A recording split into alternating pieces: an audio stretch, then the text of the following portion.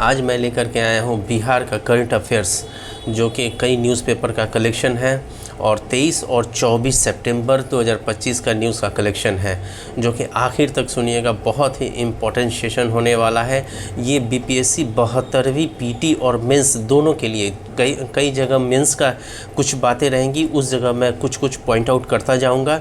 इसीलिए पीटी के साथ साथ मेंस के लिए भी बहुत ही इम्पोर्टेंट है।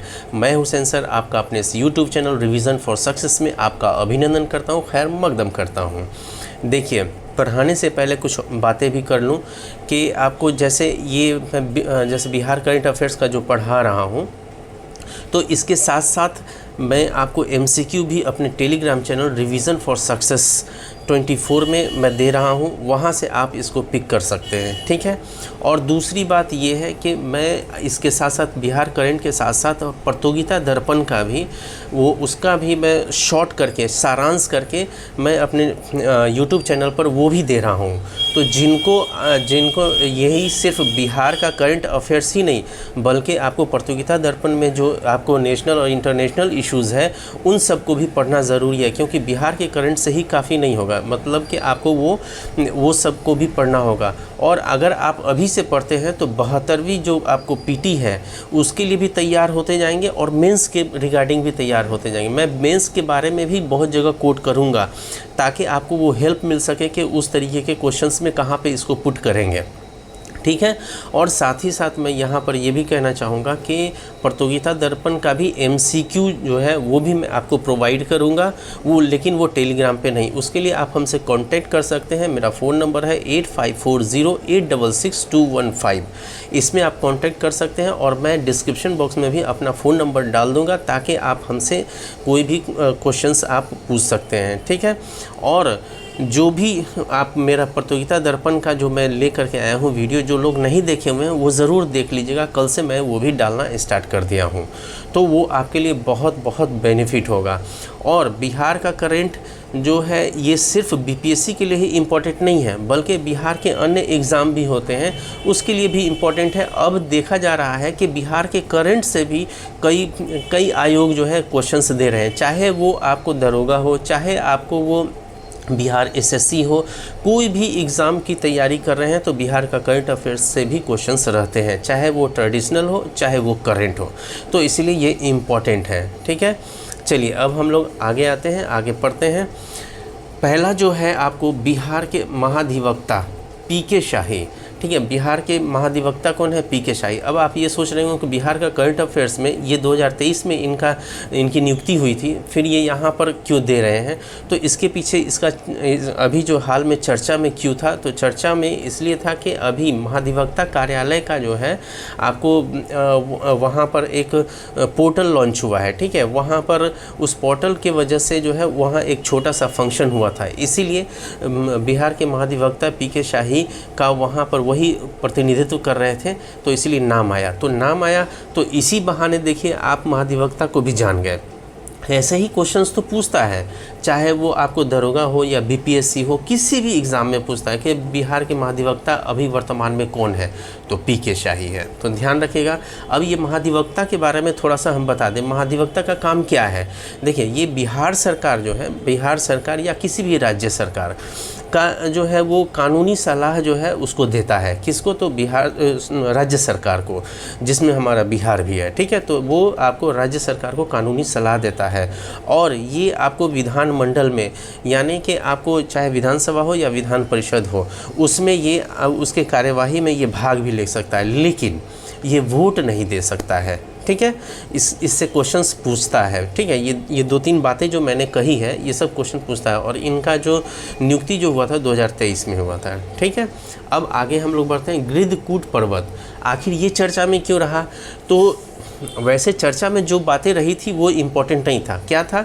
तो वो श्रीलंका से कोई व्यक्ति आया हुआ था और गृद्धकूट पर्वत पर जो है आपको जैन धर्म से संबंधित मंदिर है, जिसकी पूजा करने के लिए वो ऊपर चढ़ रहा था, लेकिन वो बेचारा ऊपर से ही नीचे गिर गया और मौत हो गया।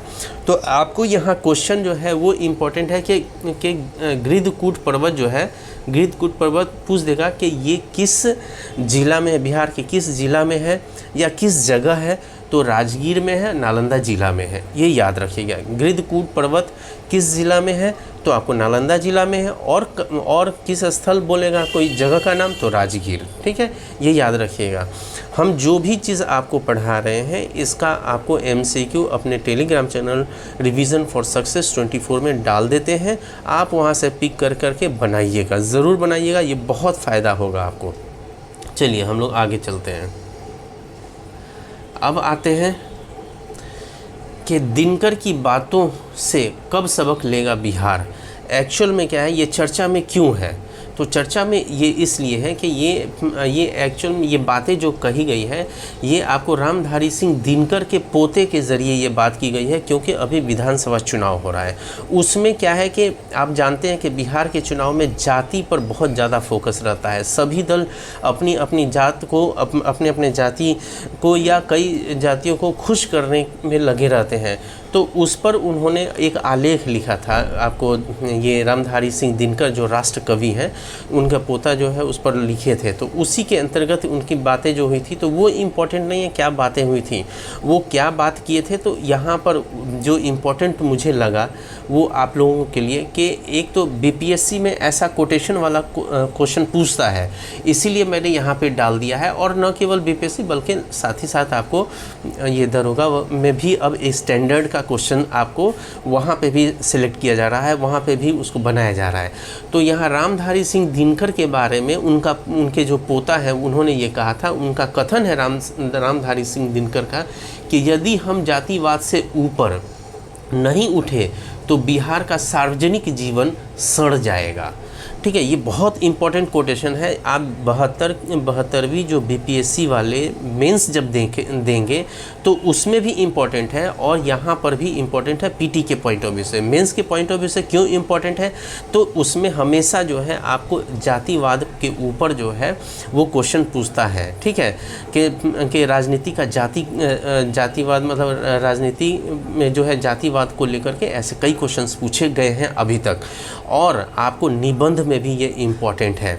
तो ये अगर ये निबंध में आप इससे स्टार्ट करते हैं, शुरू करते हैं, रामधारी सिंह दिनकर ने क्या कहा और यदि हम जातिवाद से ऊपर नहीं उठे तो बिहार का सार्वजनिक जीवन सड़ जाएगा, तो इसके रिगार्डिंग आप ऊपर में कोटेशन से लिख देंगे निबंध में, तो आपको बहुत अच्छा मार्क्स आएगा। अगर क्वेश्चन भी पूछता है और इनकी बातों को कोटेशन के साथ लिखते हैं, स्टार्ट करते हैं, तो वैसे क्वेश्चन में आपको जो दूसरे लोगों को अगर 10 में अगर उसको 7 मिलेगा तो आपको 8 मिल जाएगा, 1-2 नंबर आपको ज़्यादा मिलेगा अगर कोटेशन से स्टार्ट करते हैं मेंस को तो। ठीक है, तो इसीलिए याद रखिएगा रामधारी सिंह दिनकर जो है ये बहुत ही इनकी बातें जो है, यदि हम जातिवाद से ऊपर नहीं उठे तो बिहार का सार्वजनिक जीवन सड़ जाएगा। ठीक है, ये इनको राष्ट्र कवि भी कहा जाता है। इन्होंने कई किताबें भी लिखी हैं जिस पर क्वेश्चंस पूछता है। साथ ही साथ आपको इनका जो है ये किस ज़िले से बिलोंग करते हैं, जैसे बेगूसराय से, तो ये भी इम्पोर्टेंट है। ठीक है, चलिए आगे चलते हैं। अगला पॉइंट है एक्चुअल में जो आपको न्यूज़पेपर 23 और 24 जो सितंबर का है वो बहुत कम था।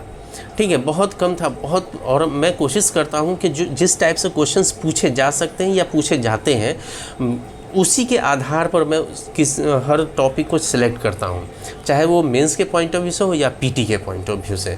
तो ये ध्यान में रखिएगा। अब जो अगला टॉपिक है ये पटना में 65% प्रतिमाएँ पाल शैली से बनती है। देखिए अभी जो इस बार जो मेंस लिखेंगे 71वीं वाले जो PT दे दिए हैं, तो ये उनके लिए भी हम अभी मेंस का भी बनाएंगे, वीडियो बनाएंगे, तो उसमें इसको इंक्लूड हम कर देंगे। ये बहुत इम्पॉर्टेंट है कि पटना में 65% प्रतिमाएँ पाल शैली से बनती है। ये बहुत कम लोग जो है इस चीज़ को फोकस करेंगे। तो आप ये जान लीजिए, यहाँ आपको 72वीं वाले मेंस के पॉइंट ऑफ व्यू से आपके लिए इम्पोर्टेंट है और PT के पॉइंट ऑफ व्यू से इम्पोर्टेंट वैसा नहीं है। ठीक है, तो पटना में 65% प्रतिमाएँ पाल शैली से बनती है। तो देखिए कला के क्षेत्र में जो है ना, आपको BPSC मेंस में आपको कला में जैसे पाल कला, मौर्य कला, पटना कलम, मधुबनी पेंटिंग। ठीक है, मधुबनी पेंटिंग से नहीं आया है, ये 3 कला से आपको आता रहता है अक्सर क्वेश्चन। तो आप इसके एक ही पॉइंट को अगर वहाँ पे डाल देंगे तो आपका क्वेश्चन हर लोगों से अलग हो जाएगा। तो अभी क्या है, दुर्गा पूजा चल रहा है, तो दुर्गा पूजा में जो मूर्तियाँ जो बनती है ना, वो आपको यहाँ पर वो लिखी हुई नहीं है बात, बातें जो हम आपसे शेयर कर रहे हैं, ये आपको न्यूज़पेपर में था कि आपको जो भी मूर्तियाँ जो अभी बन रही हैं, आपको दुर्गा पूजा के लिए जो भी बनाया जाता है, वो आपको आते हैं बंगाल से, सारे कारीगर आते हैं और वो उनका टाइटल भी पाल है, समथिंग पाल। जैसे हमने यहाँ पे लिख रखा है मूर्ति कलाकार अशोक पाल, ठीक है, जगन्नाथ पाल या नीमाई पाल, ये लोग जो हैं आपको बनाते हैं, आपको बिहार में आकर के इस कला को का जो है जो ये पाल कला शैली जो है उसको उसी के ही आधार पर वो बनाते हैं। तो पटना में जितने भी मूर्तियाँ बनती हैं वो 65% प्रतिमाएँ जो है पाल शैली में बनती है। हालांकि मौर्य जो कला है, मौर्य शैली से भी कुछ वो होता है, दोनों को मिलाकर भी कुछ बनते हैं मूर्तियाँ, और कुछ पाल कला से संबंधित या पाल शैली से को टच में रख करके वो बनता है। ठीक है, तो यहाँ थोड़ा सा हम पढ़ देते हैं क्या क्या लिखा हुआ है। तो पाल और मौर्य के मिश्रण से भी तैयार हो रही प्रतिमाएं, ठीक है, पाल और मौर्य के मिश्रण से, यानी कि पाल और मौर्य कला के मिश्रण से भी, उन का जो दो मिश्रण जो है, जो कला शैली जो थी उस शैली से मिश्रण से भी तैयार हो रही है प्रतिमाएं, ये याद रखिएगा, ये मेंस के पॉइंट ऑफ व्यू से है। पाल शैली में माँ की आँखें, ठीक है, पाल शैली में क्या होती थी जब बनता था पाल कला में जो है, तो उसमें आंखें तिरछी, भाव भंगिमा में भी कड़ापन होता था, उसका जो चेहरे का जो आपको प्रेजेंटेशन, जो उसका जो हाव भाव जो होता था ना, वो थोड़ा सा कड़ापन होता था, ठीक है, जैसे अक्खड़पन बोलते हैं, तो वैसा बनाया जाता था पाल शैली में।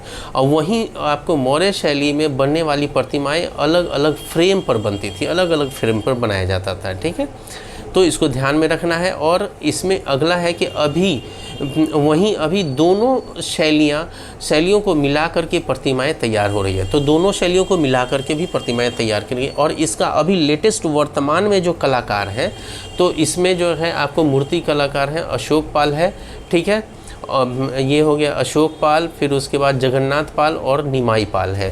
तो ये मेंस के पॉइंट ऑफ व्यू से इन दोनों कलाकारों को, जो पहले के जो कलाकार हैं उनका भी नाम यहाँ पर लिखेंगे, और जो अभी वर्तमान में कलाकार हैं उनका भी नाम लिखा जा सकता है, इसलिए बहुत इम्पोर्टेंट है ये, ठीक है।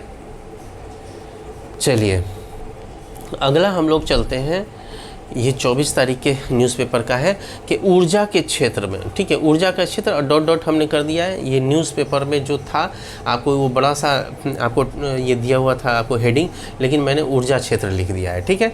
तो ऊर्जा के क्षेत्र में अभी हाल में ही नई दिल्ली में क्या हुआ है कि 6ठा अंतर्राष्ट्रीय ऊर्जा सम्मेलन हुआ है, और ये किसके द्वारा करवाया गया था, तो भारतीय उद्योग संघ द्वारा करवाया गया था। इसका आयोजन जो हुआ था आपको भारतीय उद्योग संघ के द्वारा करवाया गया था। तो ये 6ठा था और नई दिल्ली में हुआ था। देखिए ऊर्जा के क्षेत्र में कुछ हम लोग इस पर बातें कर ले, चर्चा कर ले कि ऊर्जा का जो ऊर्जा क्षेत्र जो है ये बहुत इंपॉर्टेंट है। पीटी के पॉइंट ऑफ व्यू से भी क्वेश्चन आता है और मेंस के पॉइंट ऑफ व्यू से भी क्वेश्चन आता है, और मेंस के पॉइंट ऑफ व्यू से तो बहुत इंपॉर्टेंट है ऊर्जा क्षेत्र। मेंस वालों के लिए भी ये मैं कोट करूँगा, जब मेंस वालों के लिए अभी 71वीं मेंस वालों के लिए जो बताऊँगा तो उसमें भी मैं कोट करूँगा। यहाँ पर जो मैं कहना चाह रहा हूँ कि ऊर्जा का क्षेत्र जो है अभी बिहार सरकार क्या कर रही है, ऊर्जा के क्षेत्र में दिन प्रतिदिन जो है उसमें आपको बदलाव परिवर्तन कर रही है, उसमें और बढ़ोतरी कर रही है, वृद्धि कर रही है। तो उसके लिए आपको ये जो सम्मेलन हुआ था उसमें बिहार का जो ऊर्जा के क्षेत्र में जो प्रगति हुई है उसका चर्चा वहाँ पे भी किया गया, ठीक है। और चर्चा तो हुआ ही हुआ, और हम लोगों ने वहाँ पर हमारे जो ऊर्जा विभाग के जो सचिव हैं मनोज कुमार, यहाँ मैंने नहीं लिखा है, सचिव का नाम बहुत ज़रूरी नहीं है, तो ऊर्जा क्षेत्र में जो हमारे जो सचिव हैं उन्होंने वहाँ पे अपना प्रेजेंटेशन रखा और उसमें उन्होंने बताया कि हमारे यहाँ निवेश कीजिए, हमारे यहाँ संभावनाएं जो है, यानी कि बिहार में संभावनाएं बहुत अधिक है, यहाँ पर आप जितना आप ये निवेश कर सकते हैं उसमें आपको बहुत ही आपको भी फ़ायदा होगा, ठीक है। तो ये सब अपना प्रेजेंटेशन के तौर पर उन्होंने रखा। चलिए थोड़ा सा अब पढ़ देते हैं इसके रिगार्डिंग। तो 6वां अंतर्राष्ट्रीय ऊर्जा सम्मेलन कहाँ हुआ, तो नई दिल्ली में। ये मोस्ट इंपॉर्टेंट है, ये क्वेश्चन पूछा जा सकता है, ठीक है। और विद्युत क्षेत्र में हुए कार्यों पर चर्चा, बिहार में जो हुआ है विद्युत क्षेत्र में जो कार्यों पर चर्चा यहाँ इस सम्मेलन में किया गया था, ठीक है।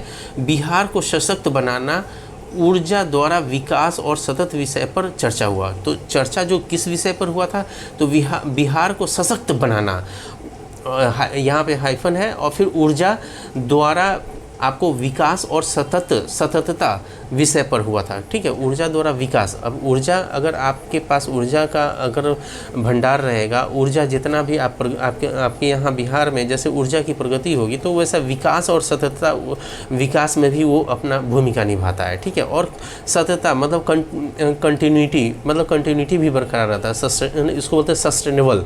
ठीक है, सस्टेनेबिलिटी भी होता है, वो बरकरार रहेगा। तो उस विषय पर चर्चा हुआ था। ठीक है, और सबसे इम्पॉर्टेंट है मेंस वालों के लिए कि इसका जो चर्चा, जो जैसे ऊर्जा क्षेत्र का चर्चा जो है एसडीजी गोल है। ठीक है, एसडीजी गोल के बारे में मैं अक्सर बोलता हूँ, चाहे पीटी हो या मेंस हो।